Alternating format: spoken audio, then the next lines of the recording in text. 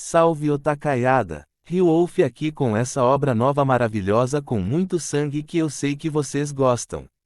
Se curtirem não esqueçam de deixar o like e seguir para chegar aos 1000 inscritos, com certeza se fizer isso você vai garantir seu Isekai com várias waifus. E se quiserem parte 2 deixa aqui nos comentários. Sem mais enrolação, bora pro vídeo. Começamos a obra com duas pessoas saindo de uma casa, um garoto chamado Chihiro e o mais velho não sei o nome vou chamar de puto porque ele acordou reclamando de tudo. Eles andam em direção a uma forja que fica localizada aos fundos da casa. Chegando lá o puto prepara o fogo enquanto Chihiro corta-o com o carvão no outro canto da forja. Somos apresentados ao puto que é o pai de Chihiro. Ele se chama Rokuhira, ele é o ferreiro mais renomado do país pois faz espadas incríveis através de uma técnica única. Chihiro aprende com seu pai, todos os dias. O pai de Chihiro está sério demais, e normalmente ele não é assim. Um flashback mostra o pai de Chihiro conversando com um peixe enquanto Chihiro o chama para tomar café. Questionando seu pai se ele estava conversando com o peixe, e o pai confirma. De volta ao presente o pai dele continua bem sério enquanto o instrui na forja. Chihiro lembra que quem comprou os peixes foi seu pai, e em outro flashback vemos seu pai chegando em casa tentando fazer uma surpresa dizendo que comprou os peixes, mas Chihiro interrompe perguntando que iria cuidar dos peixes e já alfineta seu pai dizendo que com certeza não será ele. Mas o pai reforça que o vendedor disse que peixes dourados trazem boa sorte. Chihiro corta seu pai novamente dizendo que ele foi enganado. O pai não se deixa abater e completa dizendo que o vermelho traz boa sorte, o preto afasta o azar. Chihiro aponta para o colorido e pergunta dobre ele, seu pai desconversa e diz que ele também faz algo maneiro. De volta à forja Chihiro continua a praticar com seu pai. Após um longo trabalho eles fazem uma pausa para comer e seu pai o elogia dizendo que ele ficou mais forte, mas logo na sequência debocha dele dizendo que ainda falta muito para alcançar seu velho. De repente aparece um rapaz alto de cabelos loiros chamado Shiba, ele é um antigo amigo do pai do nosso prota. Eles se reúnem para comer. Enquanto Shiba alimenta os peixes, ele fala como Chihiro cresceu bastante e pergunta sobre seu treino. Ele imagina que esteja indo bem devido a quem o está treinando. O pai do prota tenta o interromper, mas ele continua. Diz que seu pai na época da guerra era mais famoso que os próprios samurais. E não seria exagero dizer que as espadas que ele fez puseram um fim na guerra. Diz que seu pai é um herói que salvou muitas pessoas, e pede para ele se lembrar disso. Chihiro brinca que já está cansado de ouvir isso. Shiba brinca que sempre que escuta isso seu coração aquece. Aparentemente nosso prota é muito comparado ao seu pai. Após o almoço Shiba vai embora e Chihiro e seu pai se despedem deles do portão. Ao olhar para Chihiro, ele diz que ele já vai fazer 15 anos então acha que já está na hora dele aprender coisas além dos pontos positivos de ser ferreiro. Eles se retiram para uma sala onde tem uma espada. Seu pai então fala que muitas espadas guardadas na casa foram feitas antes mesmo de Chihiro nascer, e que ele já deveria saber disso. Conta que cada uma delas ajudou a abrir espaço para uma nova era, porém eles não podem ser indiferentes ao fato dessas mesmas espadas terem causado a morte de muitas pessoas. Seu pai dizia isso enquanto desembainhava a espada daquela sala e cortava um suporte de bambu que estava no meio da sala. Diz que em mãos erradas as espadas podem tirar vidas inocentes. Diz que sempre que ele vender uma espada forjada por suas mãos, a responsabilidade e a fé pesaram sobre seus ombros, por isso é importante ter determinação. Ele então questiona de Chihiro está pronto para isso. Ele vacila um pouco, mas ergue seu olhar e diz que está pronto para assumir a responsabilidade. O pai se vira e diz para voltarem ao trabalho. Feliz ele diz que após ouvir isso ele diz que vai aguardar para ver o sucesso do filho. Em algum lugar no centro da cidade, 38 meses depois. Vemos um rapaz que foi de base no chão, um sendo cortado e um de joelhos aguardando seu momento enquanto homens de terno observam o executor. Um dos homens de terno que parece o líder, se aproxima do último sobrevivente, e diz que ele só precisa dar o nome dos integrantes da gangue do Despertar do Dragão. Após se recusar, ele toma um murro na cara. Ele os chama de parasitas, mas o líder questiona se ele por acaso sabe quem os protege. O cara caído no chão diz que sabe que é um mago negro e por isso todos os temem, mas diz que vai quebrar a cara dele. De repente, no fundo da sala, uma rapaz com uma trança gigante se levanta e começa a caminhar em direção ao homem caído. Então surge uma espécie de bonsai do chão, porém suas folhas parecem navalhas e ele vai crescendo em direção ao rosto do rapaz que estava caído. O cara da trança olha para ele e pergunta se ele já viu magia alguma vez na vida e diz que enquanto continuarem pagando não deixará ninguém interferir. E desaparece em labaredas de chamas enquanto todos se curvam perante sua saída. A cena corta para dentro do trem, um homem com uma espada e uma cicatriz no rosto. Aparentemente nosso prota cresceu e ficou todo badass. Shiba então aparece e eles conversam um pouco. Shiba diz que consegue sumir com aquela cicatriz caso ele queira, mas ele retruca que todo dia ao lavar o rosto ele vê a cicatriz e lembra daquele dia e começa o dia com uma boa dose de ódio. Eles descem do trem e caminham enquanto conversam. Aparentemente Shiba estava buscando pistas sobre alguns bandidos para Chihiro. Shiba diz que eles fazem parte da gangue Despertar do Dragão. De repente são surpreendidos por gritos e ao olharem para cima se deparam com 4 corpos pendurados em uma ponte. Eles escutam as pessoas comentarem sobre o movimento de purificação. Algumas pessoas no local concordam com suas atitudes e acham que eles estão defendendo a população de outras gangues. Outros sabem que aquilo é um aviso, caso alguém vá contra eles, acabará da mesma forma. Chihiro olha com raiva nos olhos e diz a Shiba que vai conquistar a matriz da gangue e pede para ele guiá-lo. A cena corta para a entrada do salão onde vimos a cena com o mago há pouco. Alguns homens de guarda conversam na frente da porta quando uma faca aparece fincada na parede ao lado de um deles e quando se dão conta o pescoço de um deles havia sido cortado, ele cai com a cabeça na mesa, e percebemos que foi Shiba. Antes que possam reagir, Chihiro salta sobre a mesa em que estão sentados e em um único movimento circular retira a faca da parede mandando de base os outros 3 guardas em um instante. Dentro do prédio, eles parecem não ter percebido nada ainda.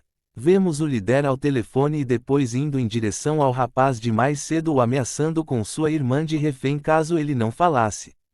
Os homens ameaçam sair, mas ele diz que vai contar tudo para não irem atrás de sua irmã.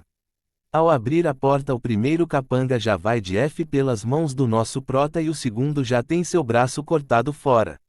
Geral sem entender nada. O líder se pergunta onde estão os seguranças, e do lado de fora vemos todos caídos e Shiba sentado em cima do que parece ser o último sobrevivente. E grita que os seguranças estão matando o trabalho. Mano, esses caras têm um senso de humor muito bom. Hahaha. O líder pergunta o que ele quer, mas ele diz que vai fazer algumas perguntas e diz que lixos iguais ao líder não possuem direito de usar uma espada. O líder então manda sua gangue toda para cima, enquanto Shiba comenta com o segurança que o pai daquele garoto que entrou sozinho é filho do ferreiro lendário e empunha a última espada forjada por ele. As espadas que ele forjava permitiam imbuir magia nela. E essa foi forjada com sua vida. De volta no meio da confusão, ao sacar a espada uma energia sai da espada e um peixe dourado aparece. De repente Chihiro começa a cortar todos à sua frente em um único corte com a espada. Gente, que cena linda! Ele continua em uma sequência de golpes limpos eliminando vários capangas a cada ataque, sem nem dar chance a eles. Shiba termina seu cigarro e quando se direciona à porta percebe todos apagados lá dentro, somente o líder vivo com a espada de Chihiro apontada para seu pescoço. E perguntando sobre a organização dos magos negros. Shiba solta o cara que estava amarrado, enquanto o líder fica em pânico, dizendo que Shiba só pode estar louco se pensa em enfrentar aqueles monstros. Chihiro então o encara nos olhos e pergunta se ele acha que ele parece louco.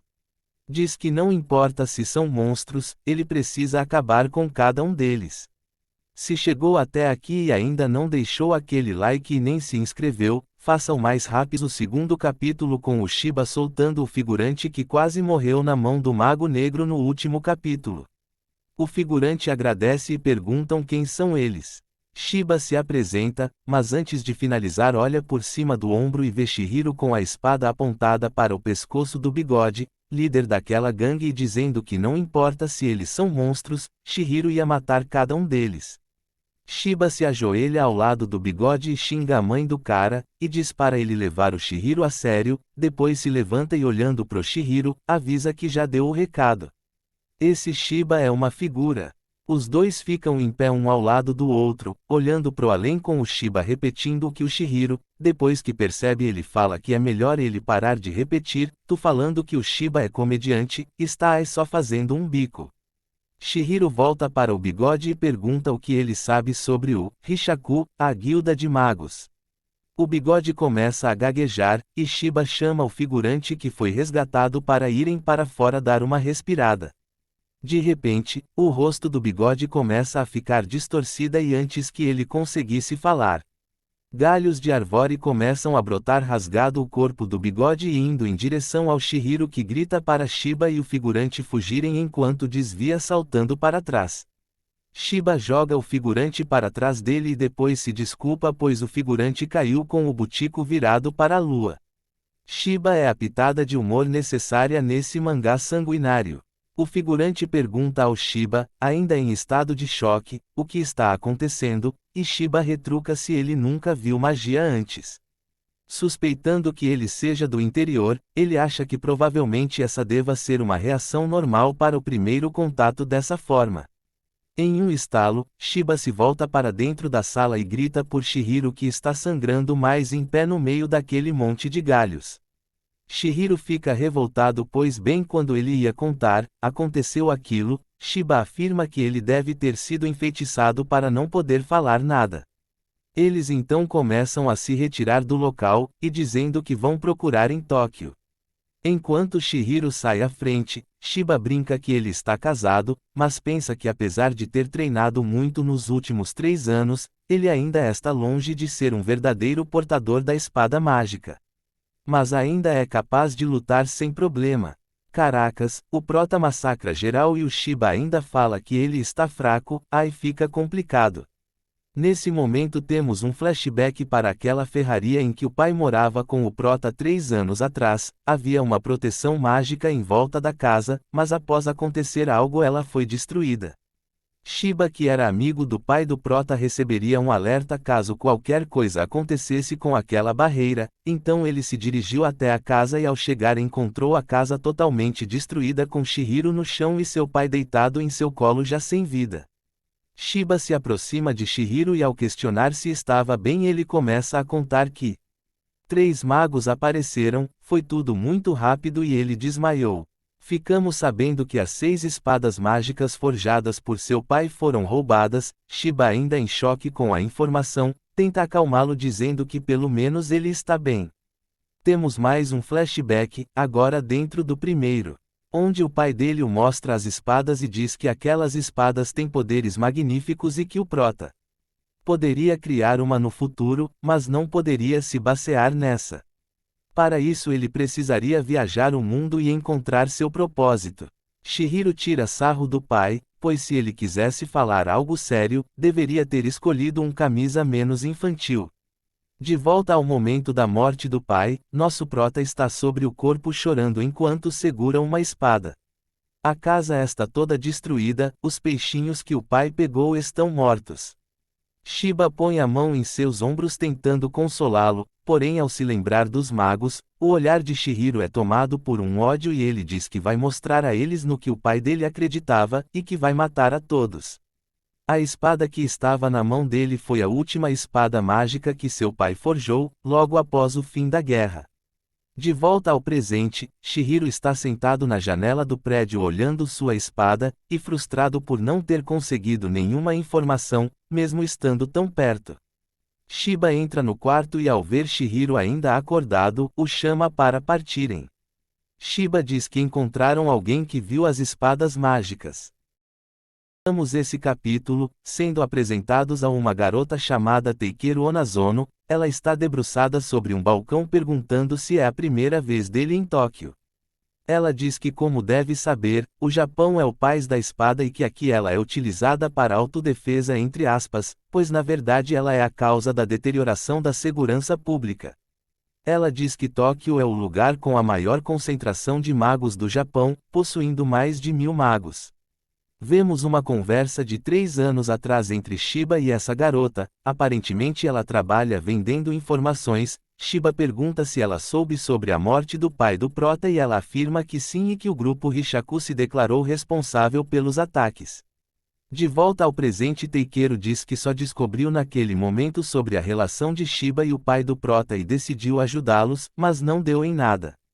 Entediada, o sino de sua loja toca e ao olhar, seu bem-vindo é interrompido e ela se depara com uma criança que está com a roupa toda surrada.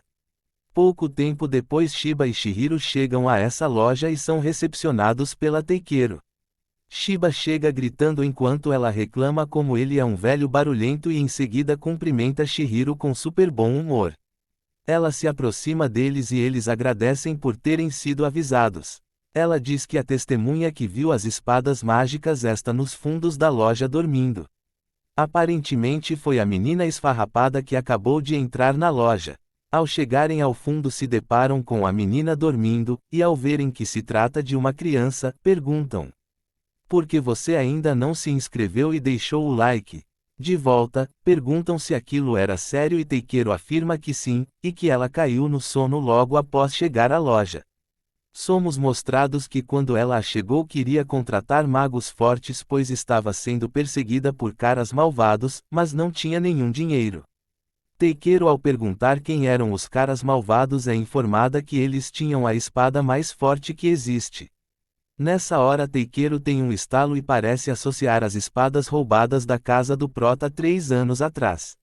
De volta ao presente Shiba está com uma cara de deboche pensando que aquilo tudo não passa de uma piada. De repente a menina começa a falar palavras sem sentido no meio do sono e desperta em um solavanco.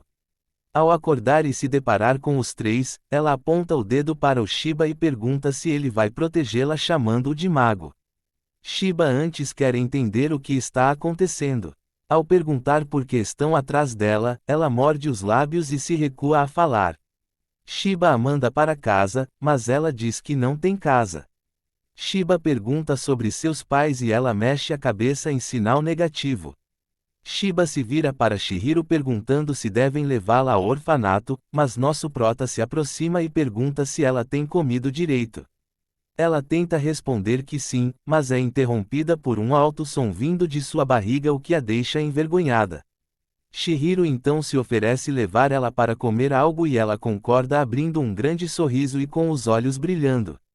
A cena corta e vemos Shiba fumando seu cigarro encostado em um carro preto na rua pensando que Chihiro sempre foi bom em cuidar das pessoas. Dentro do restaurante a comida deles chega e ela enfim revela seu nome e ficamos sabendo que ela se chama Charu. Depois de trocarem algumas palavras Chihiro diz que vai levá-la ao orfanato assim que terminarem de comer, mas ela fica surpresa. Pensando que aquela comida era um sinal de que estavam fechando um contrato, Chihiro diz que aonde ela estava não é um parque de diversão e quer entender quem são os caras malvados que estão atrás dela. Ela se prepara, mas não consegue dar uma resposta. Chihiro diz que ela nem consegue responder mas ela se queixa dizendo que não quer responder. Chihiro pergunta como era a espada que ela falou mais cedo, e ela diz gaguejando que uma nuvem saia da espada. Nessa hora Chihiro entra em choque pensando que ela não poderia ter imaginado isso. Ela continua dizendo que as pessoas com a espada tinham um símbolo de fogo nas costas da mão. Enquanto isso o dono do bar discute com um cliente que acabou de sentar-se na mesa atrás do nosso prota pois ele não quer pedir nada. Ele pergunta se era só um, mas ela afirma que tinham vários capangas. De repente vemos o dono do restaurante cair para trás com hashi cravado em seu pescoço.